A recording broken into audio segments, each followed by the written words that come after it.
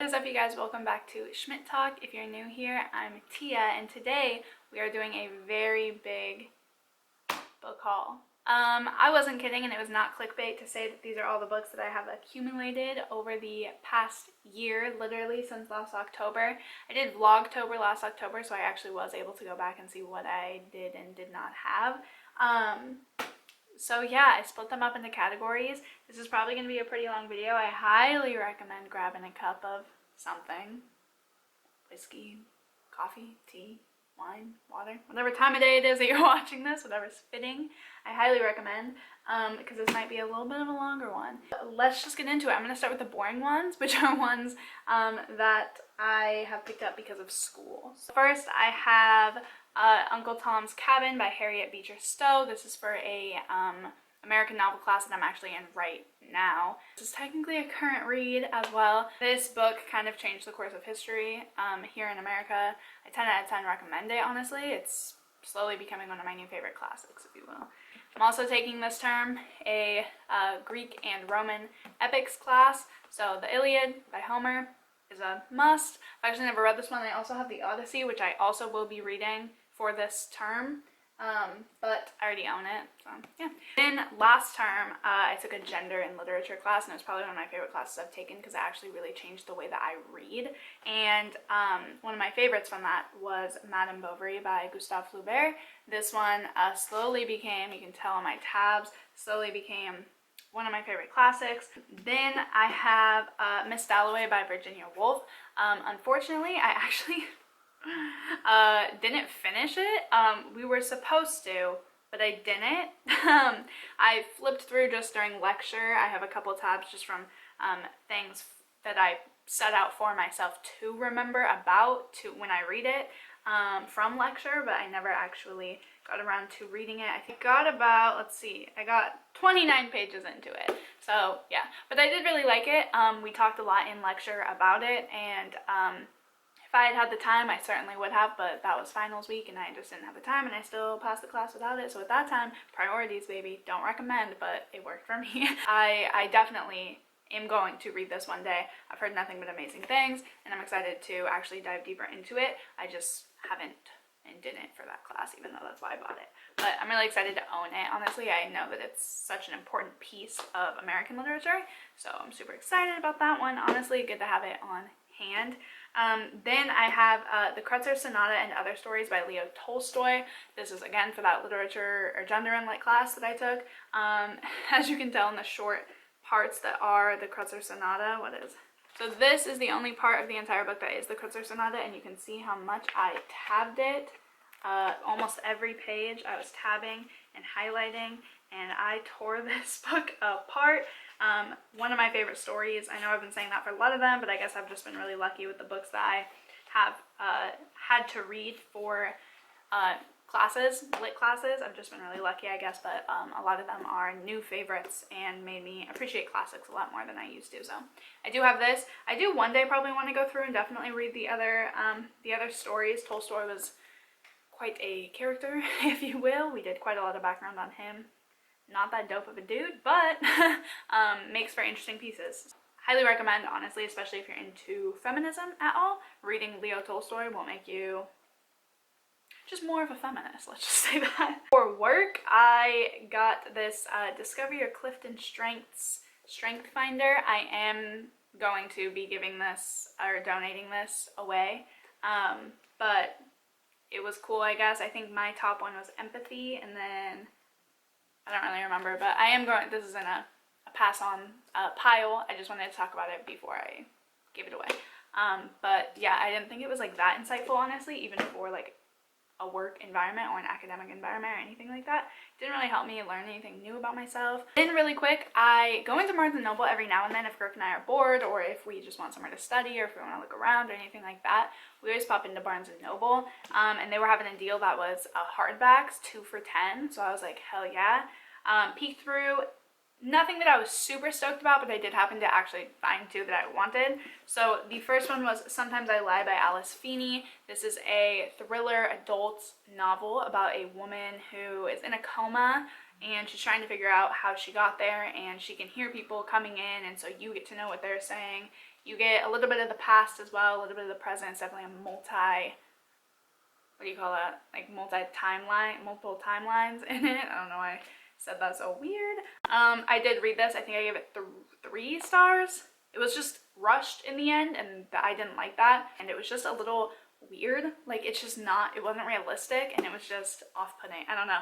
It just wasn't my favorite. This one is actually my current read. I'm about 40 pages to the end, and I am enjoying it. It's unfortunate, like I just said with thrillers, I really like to read them pretty quickly. Otherwise, I feel like the rush and the suspense kind of breaks. And with all my reading for school and stuff, I just haven't had the time nor really the energy or effort to read for fun when I'm reading, God, 200 pages or so a day for school. It makes it hard to like separate the two a little bit. Even though I am enjoying those, it is just really like, oh, I just want to do something that's not like reading. Which means I need to pick up audiobooks. Between Us by Greer Hendricks and Sarah Pekkanen is my current read, and I've heard really good things about this one, and like I said, I only have 40 pages left or so I'm excited to see what the bigger twist is at the end, and I've heard really good things, and I like the writing style. Their new one, An Anonymous Girl, I have heard is a little bit on the fence. It's a little iffy. Some people are like, yeah, it's about just as good, and other people are like, no, that didn't work that time. Based on this one, I would definitely still pick it up, see for myself what I think, and I do really like this. I'm glad that I picked it up, especially just for $5, a nice hardback. You can't beat that. Then I have kind of some random pickups. 2 are from a thrift store. So from Goodwill, I got Geronimo Stilton, The Curse of the Cheese Pyramid. I also read this for the reading rush. This was the book, I've said it 1,000 times on this channel, but this is, when I was younger, what taught me and brought me into the field of anthropology, which is what I'm getting my degree in now. And so I kind of owe this book a lot.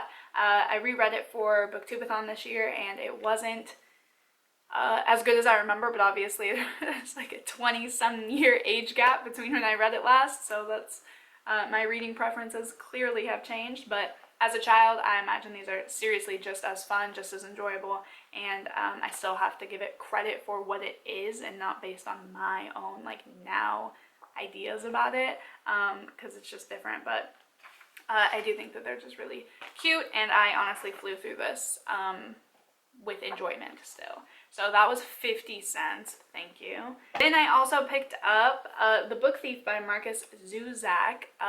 This is a classic. This is on the top of every books you must read before you die list. And I started it, actually. I started it and I got to part 2, if I'm not mistaken. So I got about 80 pages in, and it was like at the beginning of summer, and I just wasn't in the mood for something like this. This is such a fall read. This is definitely something I would want to read more now. Certainly, this is something I'd be in the mood for after I finish that. But it's dark, it's deep, it's heavy, and it wasn't something that I was in the mood for summer, so nothing bad about it at all. I just wasn't in the mood. I was actually really enjoying it, but it had already made me cry like 3 times, and I was like, I can't be doing this with the sun out. Like, it doesn't fit. I'm definitely gonna pick this one up soon. It's a lot bigger and sturdier and dense than I thought it was, being a middle grade, I'm pretty sure.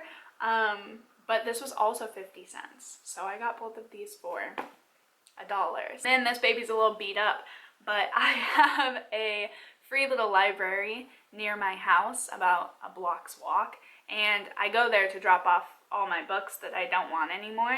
I just feel like that's better than Goodwill. You know, people can pick it up and enjoy it and not have to pay for it. Like, I don't know, and I don't know, like, it's the same difference to me whether it goes to Goodwill or there. It's not like I'm selling them, and yet I can let people enjoy them for free compared to having to pay for it. So I have a couple of books that are definitely going to the free little library, but it's not the first time I've done it, and every time I go, I obviously take a peek at what's there, see if there's anything I want to pick up.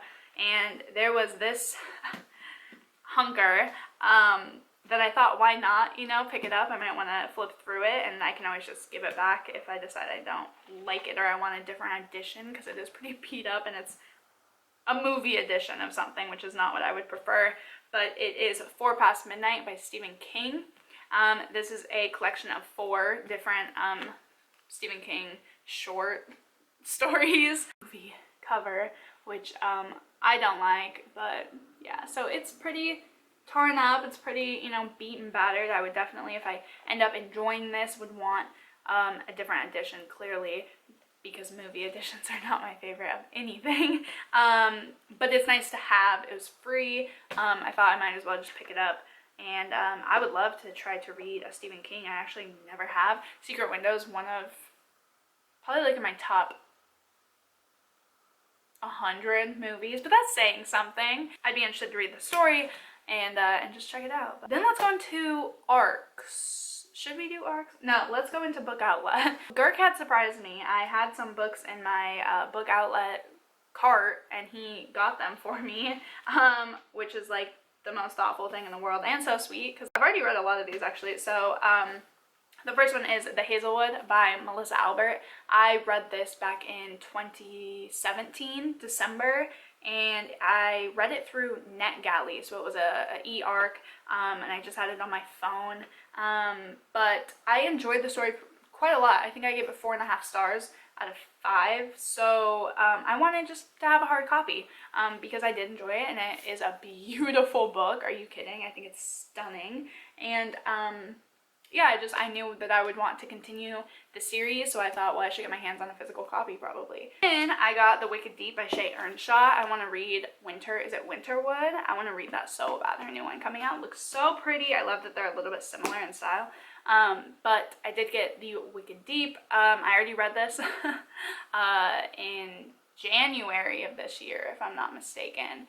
And I liked it. I did. I think I also gave it 4 stars, 4.5 maybe. I guessed the little twist or the little spooky part or whatever you want to call it. I guessed that about like 10 pages in, like seriously. So don't expect like a super twisty, turny type of witchy book. It's more just really atmospheric, which it is. This is set in Oregon. I'm from Oregon, and I think I said in my review that it did such a good job. I think Shay Earnshaw is even from Oregon, so that would explain why she did such a good job. That she is. The way that the Oregon coast was described is how it really is. So if you like this book and you like the atmosphere, I highly recommend coming to Oregon. But I love anything witchy, honestly. Like, if you say the word witch, and it'll probably make me buy something. So yeah, I'm really glad that I read that one. I do really like it, actually. Then another one I've already read. See, I've been very good about reading a lot of these, except, wait, because we're about to get to the arcs, so just wait. We have Scythe by Neil Shusterman. The Toll, the third book and final book of this came out this month, right? November 1st, something like that. I have a physical copy of this, but I heard the audiobook was amazing, so I actually read it via audio on YouTube. But yeah, like I said, eventually I would definitely want to read this physical, just because I feel like you get different things out of it. But I like this. I think I gave it a solid 4 out of 5. It wasn't my all-time favorite story. I do love sci-fi. I love dystopia. I love the twists got me, definitely. I was not expecting them at all. But it still just didn't captivate me as much as I would have liked it to. I'm definitely interested to pick up the sequel and then the finale. But yeah, so got that one. Then to kind of go with my collection, I picked up Queens of Fenburn, which is 2 novellas out of the 3 Dark Crowns series. So there is The Young Queens and The Oracle Queen. So it's 2 novellas that go, I think they're prequels, right? Yes, before their fates. So they're prequels about the 3 queens. So, cute little novella to go with it. I am so far behind in that series, but I'm really glad that I have this. I haven't read yet is The Way I Used to Be by Amber Smith. I've heard amazing things about this. I've heard it's really heartbreaking. I wanted to read it in the summer because I thought that it would go nicely with like the summer. I don't know, it looks like a summer read, doesn't it? But I've heard that it will tear you apart from the inside out. So, very touching. It looks like, you know, it looks like a thick book, but honestly, like the margins and everything are quite large. So I feel like this would be a pretty quick read. I don't know, maybe all these books just look so small to me because I'm reading The Wife Between Us, and this, look at that, like this book is just so big that everything else is looking so small. Now on to arcs. Arcs. I am going to go in order of when they came out, so some of these are a lot older. So we'll start in March, and then the newest one I have comes out in next March. So we have a year of arcs right here, of which I've read one. So let's start with the first one, and the one that I actually have read, which came out March 2019, sorry. And this is Save Me from Dangerous Men by S.A. Lilchuk. I liked this one. I read this, I think, back in February, I want to say. It was my first ever. It's like about this girl owns a bookstore, and she takes a job as a private investigator to help pay the bills. She tracks dangerous men who hurt women they love. So she pretty much, women will come to her if their husband or boyfriend or significant other or whatever has hurt them in any way, and she will kind of come after them. I think I give it 3.75, something like that. I know this is going to be a series if I'm not mistaken, but I don't know if I would pick it up again. It wasn't the most memorable thing. Like, yes, I did read it quite a long time ago, but I've read other books around the same time that were more memorable for me. Then I have one that came out in May 2019, and this is The Night Before by Wendy Walker. I will say, just as a preface, a lot of these came unsolicited. I have requested